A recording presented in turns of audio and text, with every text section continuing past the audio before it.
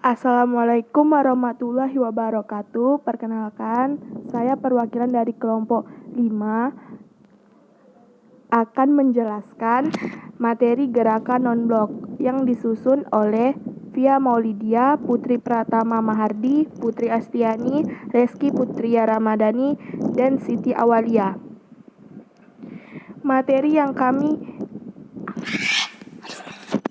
Poin-poin yang akan kami bahas yaitu yang pertama, latar belakang GNB. Yang kedua, daftar negara GNB.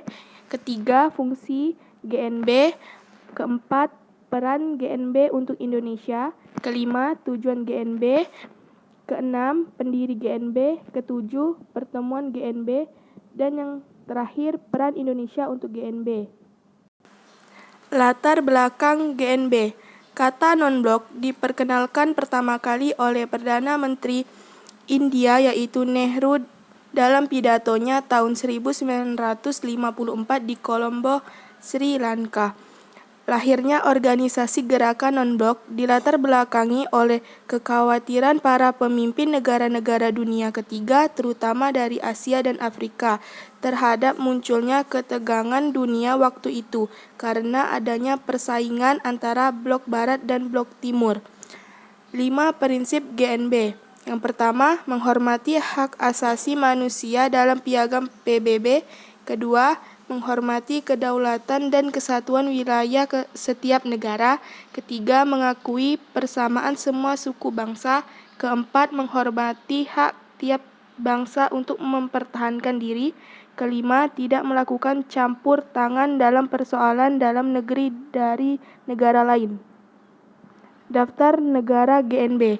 Sebanyak 25 negara yang turut serta yakni Afghanistan, Algeria, Yaman, Myanmar, Kamboja, dan Sri Lanka. Kemudian Kongo, Kuba, Kiprus, Mesir, Ethiopia, Ghana, dan Guinea.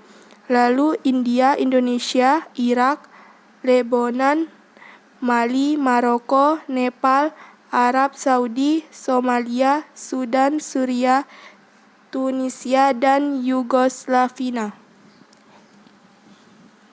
Fungsi GNB. Penjaga perdamaian dunia. Fungsi ini dapat dikatakan merupakan fungsi paling utama dari organisasi ini. Keberadaan gerakan non-blok menjadi penghalang bagi efek perang dingin agar tidak semakin bertambah luas. Hal tersebut sangat membantu bagi terjaganya perdamaian dunia. 2. Mediator kerja sama internasional yang setara. Tidak ada negara yang derajatnya lebih tinggi atau lebih rendah dari negara yang lainnya, berlangsung secara setara. 3. Wadah bagi negara-negara yang berkembang. Gerakan non-blok merupakan wadah bagi negara-negara yang berkembang tersebut. Sebenarnya, wadah pertama bagi mereka ialah Konferensi Asia Afrika yang diadakan di Bandung pada tahun 1955. Wadah selanjutnya adalah gerakan non-blok yang merupakan tahap lebih lanjut dari Konferensi Asia Afrika di mana negara-negara peserta kemudian bergabung karena keinginan yang sama untuk tidak memihak blok manapun dalam perang dingin. Tujuan GNB. 1. Menjaga perdamaian dunia. Perang dingin menyebabkan kedua blok berusaha untuk terus memperluas wilayah pengaruh ideologinya. Akibatnya, perdamaian dunia terus terusik. Banyak cara-cara yang digunakan oleh blok barat dan blok timur untuk menanamkan ideologinya, baik dengan cara terang-terangan atau secara sembunyi-sembunyi seperti mengirimkan mata-mata. Yang kedua, menentang segala bentuk penjajahan. Tujuan ketiga dari adanya gerakan non-blok di dunia yaitu menentang segala bentuk penjajahan yang ada di dunia. Penjajahan yang dimaksud seperti kolonialisme, imperialisme, neokolonialisme, rasisme, apartheid, dan setiap bentuk penyerangan atau agresi militer. Dominasi negara asing, pendudukan, dan intervensi negara lain terhadap urusan dalam negeri. Segala hal tersebut harus ditentang agar perdamaian dapat tercipta. Yang ketiga, menjamin kemerdekaan dan kedaulatan serta kesatuan wilayah negara anggota. Dengan adanya tujuan ini, maka di antara negara anggota yang satu dengan negara anggota yang lainnya tidak diperkenankan untuk saling menyerang karena hal ini dapat mengganggu pelaksanaan kedaulatan rakyat dan kemerdekaan negara yang terkait.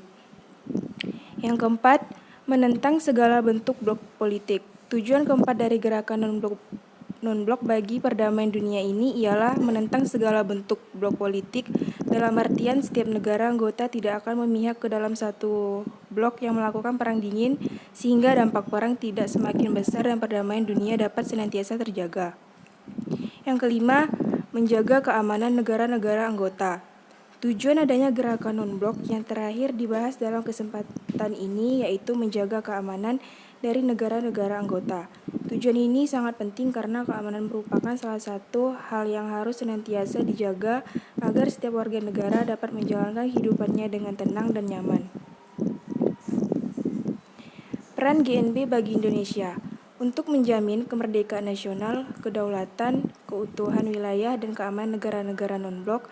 Dalam perjuangan mereka melawan imperialisme, kolonialisme, neokolonialisme, apartheid, rasisme termasuk Zionisme, dan segala bentuk agresi penduduk, dominasi, gangguan atau hegemoni asing di samping menentang politik blok dan politik negara besar. Pendiri GNB. Yang pertama Presiden Pendiri GNB. Yang pertama Presiden Yugoslavia, yaitu Josip Broz Nasr. Yang kedua Presiden Indonesia, yaitu Insinyur Soekarno. Yang ketiga Presiden Menteri India, yaitu Pandit Jawaharlal Nehru.